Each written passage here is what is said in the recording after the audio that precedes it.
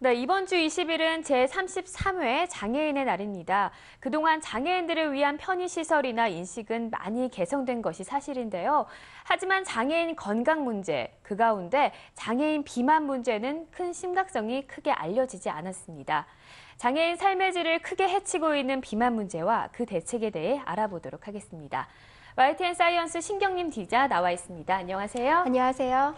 네, 사실 장애인 하면 장애인이 생활하는 데 불편함은 없는지, 또 차별은 받지 않는지가 관심이었는데요. 건강 문제에 대해서는 크게 주목하지 않았던 것이 사실이에요. 장애인 비만 문제 얼마나 심각한 건가요? 네, 비장애인의 비만율은 30% 중반에서 큰 변화가 없었는데요. 장애인 비만율은 2002년 조사 때부터 해마다 상승해 이제는 40%에 육박하는 것으로 나타났습니다. 그러니까 장애인 10명 가운데 4명은 비만이라는 겁니다. 특히 장애인 비만이 심각한 이유는 또 다른 질병을 유발하기 때문인데요. 당뇨뿐 아니라 심혈관 질환과 만성 통증, 또한 비장애인보다 크게 높게 나타났습니다. 네, 이 보통 비만은 운동을 하면 어느 정도 억제할 수 있는데 아무래도 신체 불편함 때문에 운동을 하지 못하는 것이 비만이 원인이 아닌가라는 생각이 드는데 어떤가요? 네, 물론 그런 면도 있지만 취재를 해보니 다른 부분이 더 컸습니다. 바로 사회적 환경인데요. 몸을 움직이기 어려운 중증 장애인의 경우 이 같은 요인이 더 컸습니다. 장애인 비만의 근본적인 원인과 실태에 대해 알아봤습니다.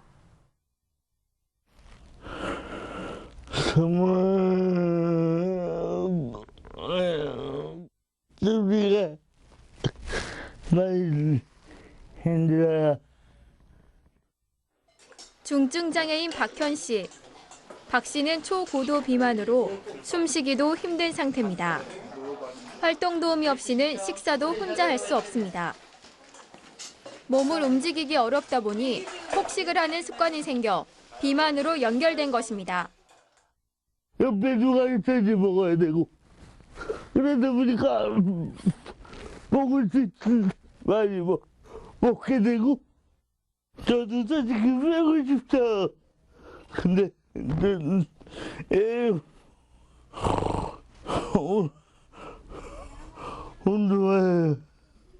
운동할 기회가 없으니까. 박 씨의 경우처럼 장애인들은 운동과 식사 조절에 어려움이 많습니다. 우선 장애인을 위한 전용 운동시설이 많지 않고 음식을 조리하기 어려워 인스턴트 음식을 찾다 보니 비장애인보다 비만에 쉽게 노출되는 것입니다. 장애인 비만 문제가 수면 위로 떠오른 것은 지난 2008년. 3년마다 한 번씩 하도록 돼 있는 장애인 건강검진에서 비만율 통계가 발표되면서부터입니다. 장애인 비만율은 2002년부터 2008년까지 해마다 조금씩 늘어나 40%에 육박했습니다. 장애인과 비장애인의 비만율 격차도 점차 벌어지는 추세를 보였습니다.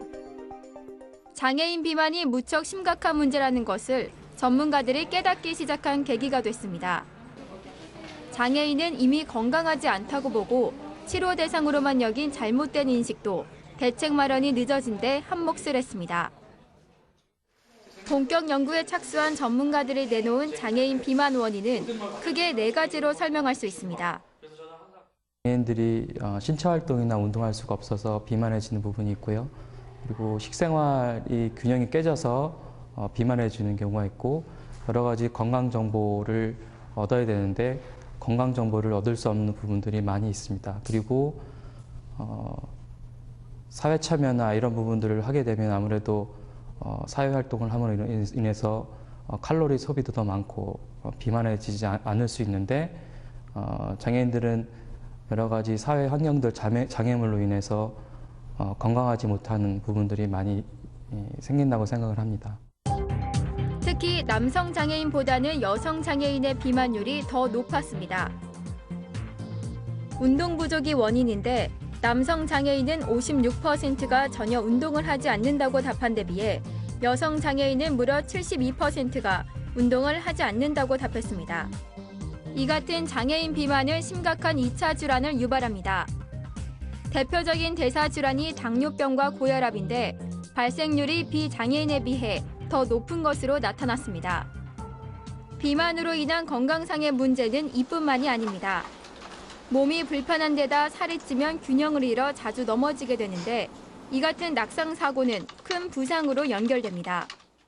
이 낙상 사고가 장애인들한테 굉장히 중요한 이유가 장애인들은 이제 특히 지체 장애인들은 보행을 하지 못하기 때문에 골다공증에 많이 걸려 있는 상태고 그 상태에서 몸무게는 더 늘어 있고 넘어지면 계속 골절로 이어지는 경우가 많고 골절로 인해서 더 건강이 나빠지는 이 악순환의 고리가 굉장히 형성된다는 거죠. 장애인이 생각하는 비만의 근본적인 원인은 사회적 환경. 아무래도 비장애인에 비해 소득이 적기 때문에 건강을 유지하는 데 많은 비용을 지불할 수 없다는 겁니다. 장애인 건강은 사회적 환경에 의해서 굉장히 영향을 받습니다. 그래서 저희가 그 연구한 결과에 의하면 건강에 영향을 주는 여러 사회적 요인을 분석을 해보니까 비장애인들이랑 굉장히 많은 차이가 나고 있어요. 뭐 소득이라든가 교육이라든가 노동 환경이라든가 주거라든가 영양 또 사회적 네트워크 이런 것들이 굉장히 비장애인들하고 차이가 나기 때문에 비장애인들과 건강 격차를 심하게 나타나고 있는데 장애인에게 건강은 그들이 정상적인 사회 활동을 유지하는 데 가장 중요한 자산입니다.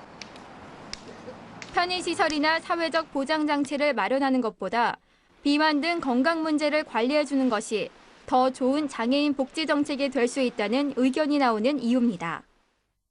장애인 비만은 개인이 해결해야 하는 문제가 아니라 정부의 적극적인 지원과 사회적인 인프라 구축이 필요한 사안입니다.